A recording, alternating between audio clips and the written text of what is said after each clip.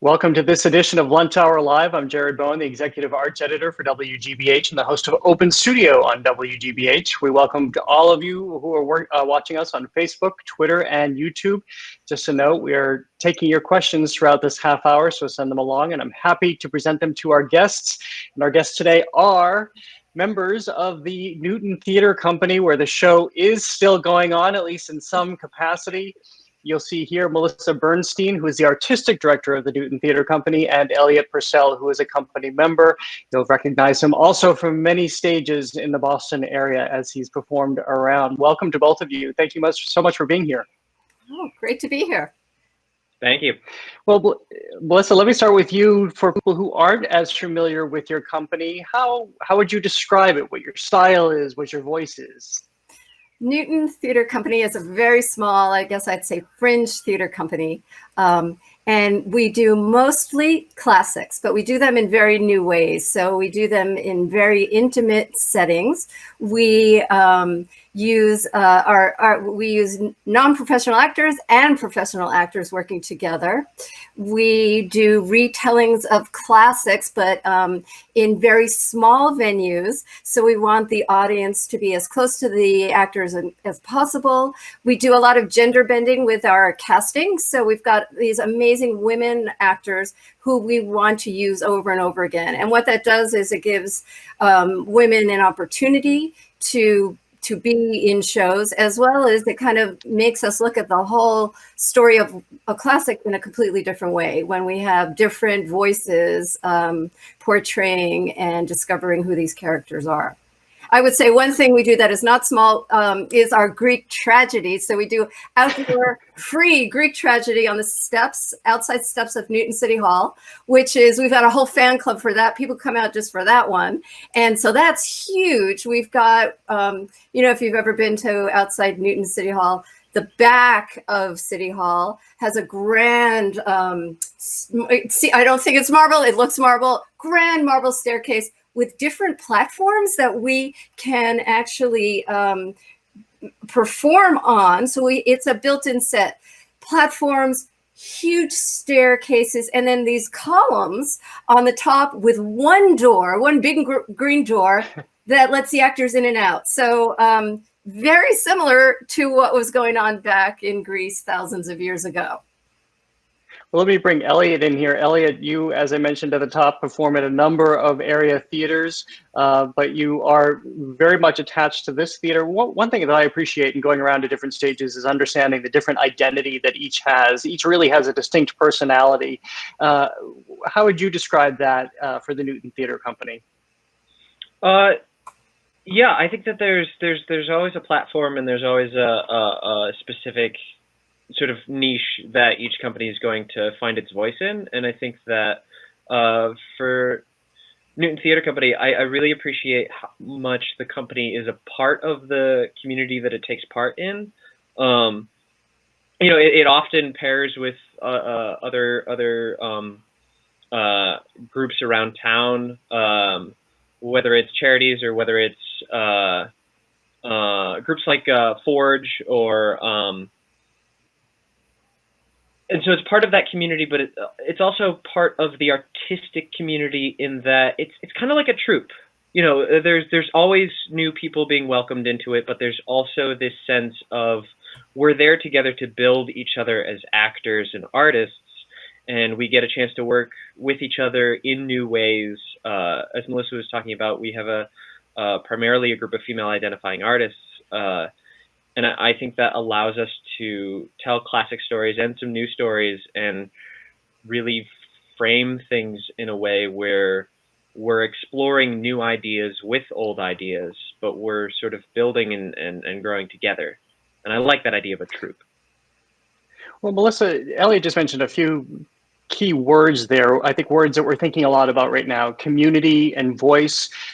This is a moment in which a lot of, I would argue, actually most arts institutions around the country are trying to figure out who they are in the community right now, especially with the protests that are happening around this nation and the Black Lives Matter movement. I noticed that you have put up a statement on your website. How are you processing what's happening in the country right now and what you will do as a theater company to have your part in it?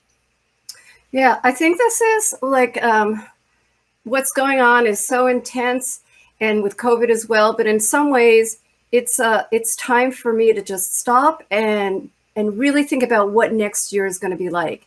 And so it gives us a perfect opportunity to just halt and take the summer to do some, deep conversations. And I want to start. I don't want it to be just talk or just like, oh, let's put up a quote on our website. We're done.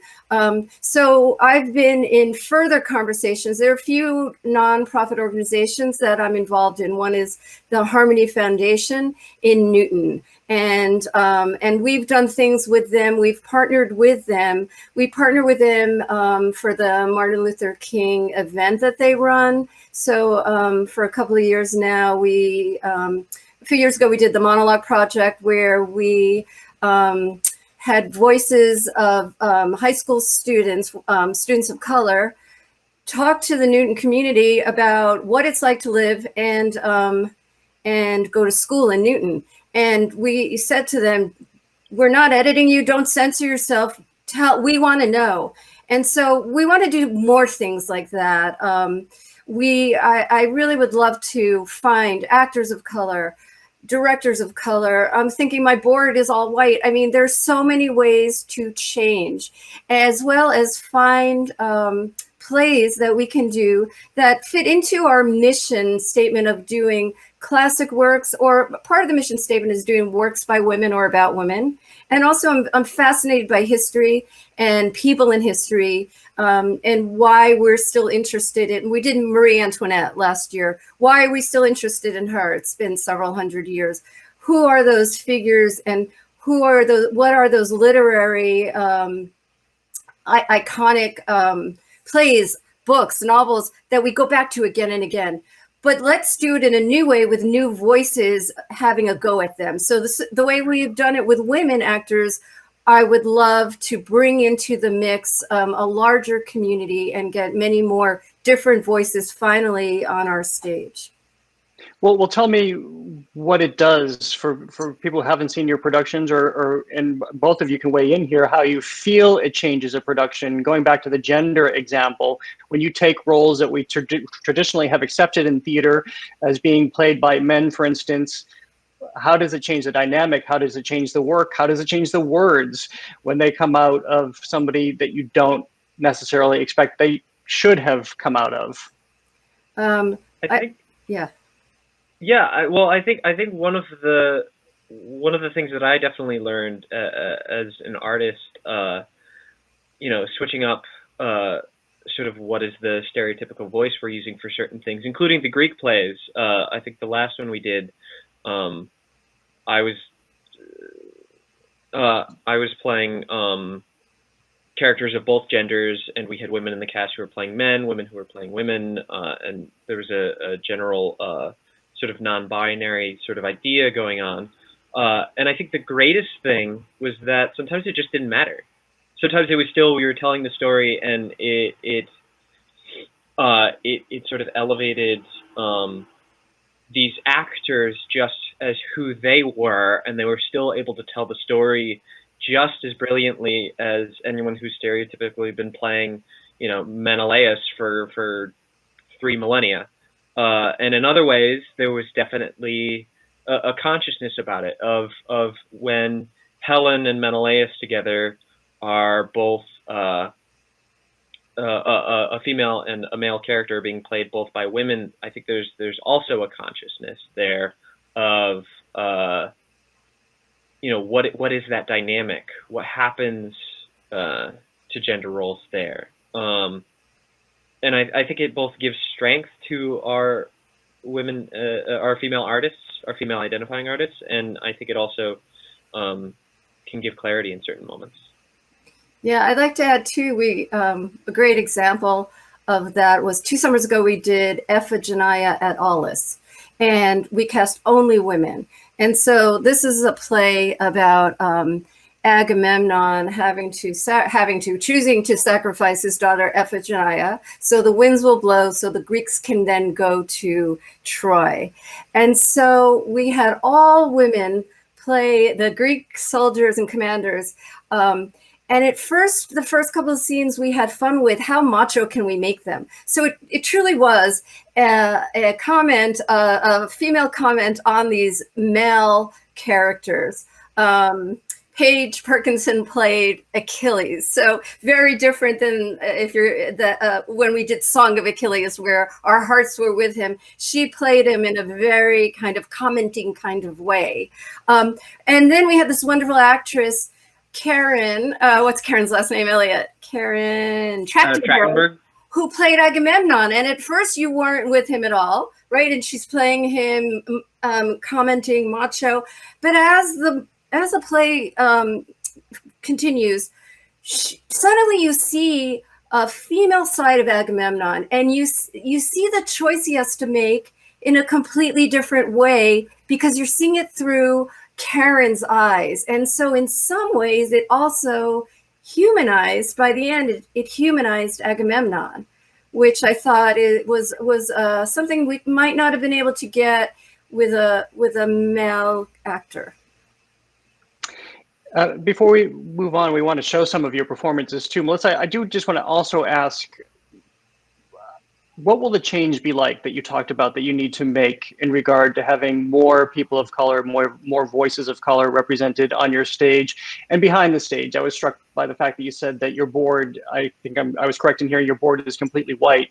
And that has been a major discussion, that it isn't just the people you see in the theater that audiences physically see, that it's people behind the stages that have to change, people who are making the decisions, people who are giving the money and finding the money. That has to change. How are you going to be able to affect that, and how quickly do you think you can affect that kind of change? So my board is amazing.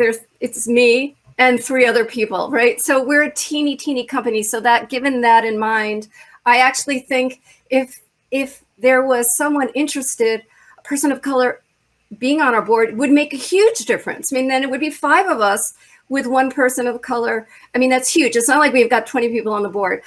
So that's something I need to look for. But in a way, because we're so small and we're so used to being so nimble and working on a shoestring, I actually think I can make the change perhaps quicker than larger organizations. So already, and it's not that we haven't been thinking about this beforehand. So there's a play I found. It's called A Medal for Charlie. It's by William Branch. He wrote it, I believe, 1950. He's a Black playwright. I don't think a lot of people know about him. And the only way I knew about him was I read an article about Lorraine Hansberry. And in the article, it said that this play, this one-act play, was the play that inspired Lorraine Hansberry to write A Raisin in the Sun. And I thought, I've got to read this play. Well, I had to go on Amazon. I mean, it was so hard to find a published copy of this play. So finally I found an anthology.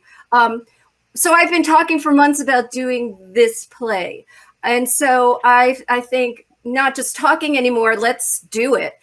And the odd thing about these radio plays that we have pivoted to is that we can get plays up in 4 weeks. So it's, in some ways, if I can find people to work with, and I find the material, and my wonderful company is game, because everyone in our company truly feels like change it's time to change. It's time for everyone to change. It's time for our company to change, and are open to it. I think that doing these Zoom radio plays, I can get things up quicker. So I hope that I can, stand by these words to do it. But that's the goal. Right, well, as I mentioned, we do want to give people a sense, before we talk about your radio plays, the more traditional theater, we want to give people a sense of what you have been presenting in your smaller space. This is a piece from the Song of Achilles. 2,500 men speaking as one. Achilles! Achilles! Achilles! Achilles! Achilles! As if in answer, the air changes. Bright sunlight pours over Achilles, rolling down his hair and back and skin, turning him to gold. He seems suddenly larger. His hair catches the light like a flame. Thetis. It could be no one else. She is pulling his divinity forth, mantling it like a cream over every inch of his skin. helping her son make the most of his dearly bought fame. On the shore, a pathway has been left open to him where the kings gather. Agamemnon steps forward. It is Achilles' turn to kneel to our commander. He does not kneel. I am Achilles, son of Peleus, god-born, best of the Greeks. I come to bring you victory! Yeah! I can see you all there. Even when the video is playing, I can see your giant smiles as we see right now. Unfortunately, we know that theater is going to be one of the last things to come back. But Eliott, tell me what you, as we're all in this moment, we're taking stock of the things that we can't participate in that we always have. What do you miss most about theater? I have a background as an actor. I have a background as a singer, and I also have a background as a dancer. And there's just nothing like breathing in the same space as someone else. There's all these studies that have happened on Broadway about the idea of audiences' hearts beating together, and sort of breath patterns becoming the same for an audience. But there's just something. It as an artist, to not be able to give ourselves and each other the space to have and share that breath with each other it feels like such a monstrous disservice to ourselves. It feels awful. It feels gross. It feels damaging. It feels like that sharing that space with someone, it feels so, yeah, just awful. And I think that's what is important to think about right now. I know Melissa and I had a conversation earlier in the spring as things were starting to kick off with the pandemic of what do we do? And I know that we were talking about, well, what do we do for our community, but also what do we do for our artists as well? And I'm grateful for these radio plays because it's a chance for me to connect as much as I can with someone. But the minute that there is some viable way of us to reach a sense of closeness again with someone, I'm gonna injure so many of my friends and crack their ribs from hugging them way too hard. Yeah. Well, Melissa, let me bring you back in here. We've talked about radio plays quite a bit. Tell us, first of all, there are people who might not know what radio plays are. So give us just the quick encapsulation of what they are, and then how you've adapted radio plays for the pandemic/Zoom age. Yeah. So the radio plays were very popular in the 30s and 40s and 50s. And so Zoom was a new thing for me. And suddenly everyone's using Zoom. And I thought, okay, what would work on Zoom? And I looked online, and there are these scripts from like decades of radio plays. And so you've got the classic, which we did, War of the Worlds, but then you've got we have shortened scripts of classic movies. So we're doing All About Eve now. We did Sorry, Wrong Number. This is more literary, but we'll be doing Dylan Thomas's Under Milkwood in July. But here are these like shortened versions of these classic movies that people love. We just did Rebecca. And so I thought, okay, how do we do them? Because we know they work on radio. Could they be enhanced by seeing the actors' faces? And the answer is yes, with enough rehearsal so that the tech works. And I have to shout out to my husband, who's my tech director for any show, right? So like, what are the odds that an artistic director and tech director are quarantined together in the same house? So like, that's all we do now. Like, thank God, like this is what we do, these radio plays. But like, we have 7 or 8 rehearsals with the actors. So we're not doing like read through, okay, up on Zoom. We rehearse, we get the timing right. We now have a friend, wonderful musician, Neil Miller, who is composing music for scoring these now Zoom radio plays. So they are Zoom radio plays. It's not a podcast. You're not just hearing their voices. And we brought back our troupe. We got some new actors involved. And with enough rehearsal, and the right script that keeps moving and keeps an audience on the seat of the edge of their seat, it works. Well, on that point, I want to show people a little bit of your War of the Worlds. And I think it's worth remembering that when this first premiered, it really sent people into a panic who didn't necessarily understand that they were just hearing a piece of fiction, as I think your production, I'm biasing people here by giving my opinion at the front of it rather than the back of it. Really, it was just so well done that you understand why people had that panic. But here's your War of the Worlds radio play. We now take you to the Meridian Room at the Hotel Park Plaza in downtown New York, where you will be entertained by the music of Ramon Raquello and his orchestra.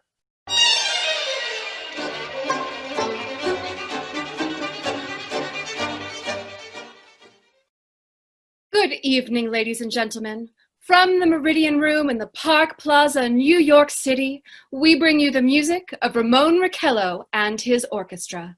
With a touch of the Spanish, Ramon Raquello leads off with La Comparsita.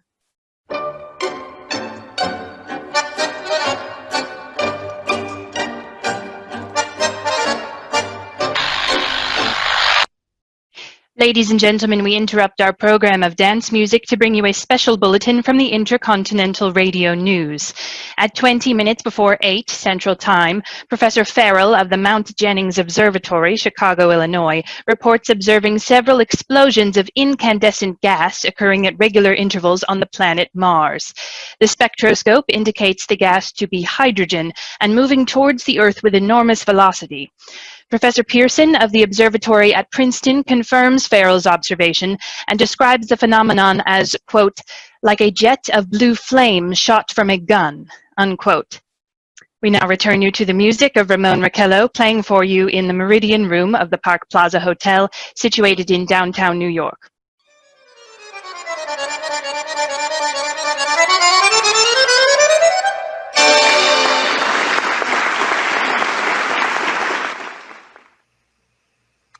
I don't want to go back to work. I just want to keep watching. Eliott, how did you get back to that clipped Cary Grant, Katharine Hepburn, Jimmy Stewart from the 1930s accent? It was something.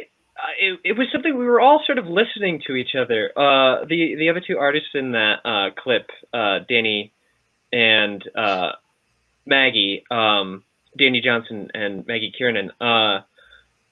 There was just. I think there's that sense. I mean, that sense of what I was sort of talking before, but breathing the same air. I think we're all using just sort of limited senses, and that makes us have to listen to each other a lot harder. And I think that we just sort of developed that sort of thing. I think somebody wandered into rehearsal with a little bit of Cary Grant, and someone else wandered in with a little bit of Kristen Wiig doing Cary Grant. And that sort of transatlantic sort of accent that never existed. I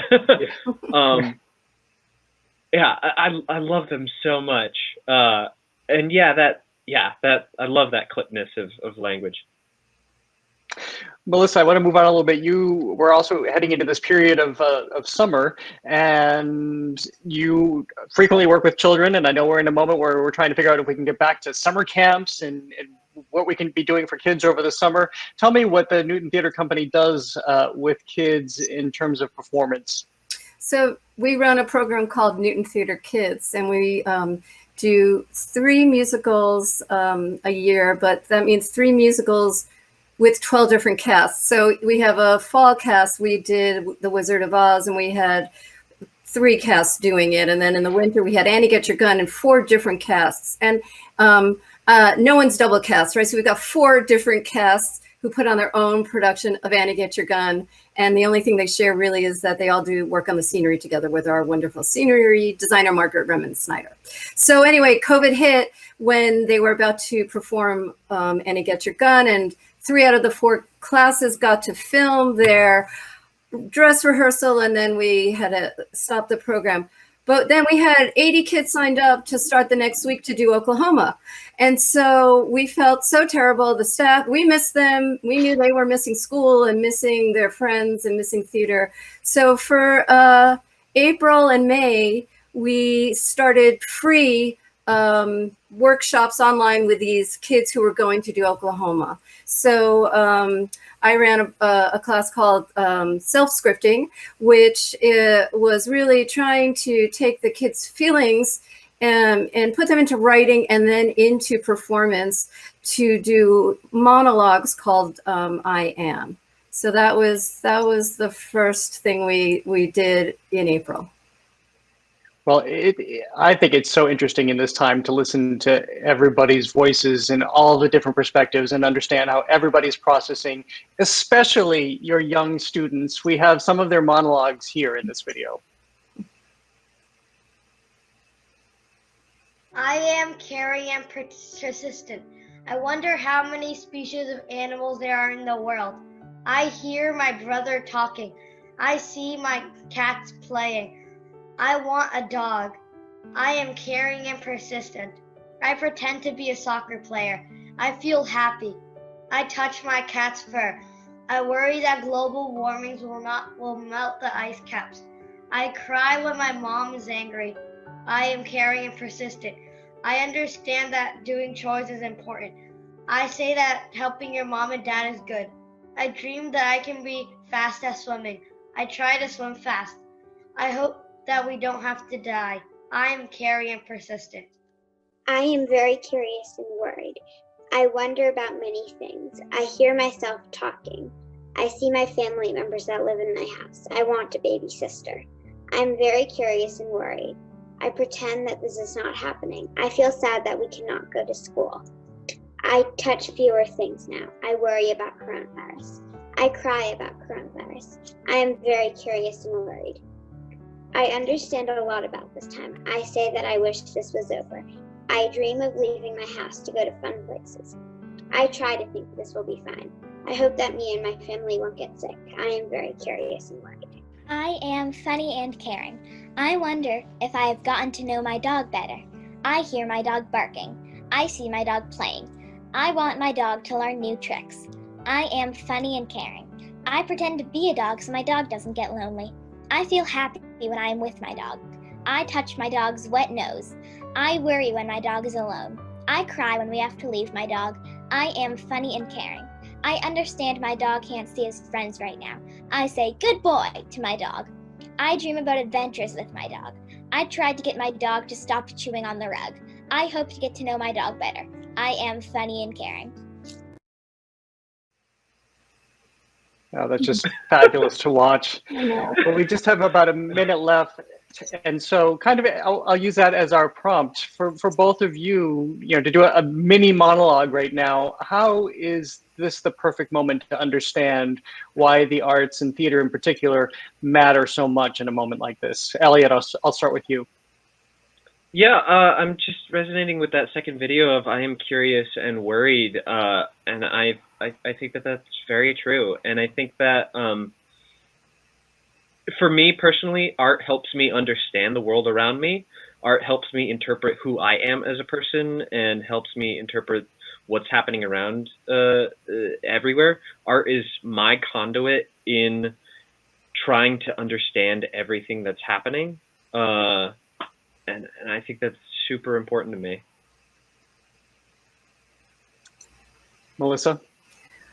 I think the most important thing is that we still can connect and tell stories, tell our stories, tell each other's stories, tell stories that haven't been heard. So if we can do that somehow, and so if it's on Zoom, then it's on Zoom. I think the last 3 months would have been so different for me if I couldn't connect with my actors, my troupe, and then an audience, even on Zoom.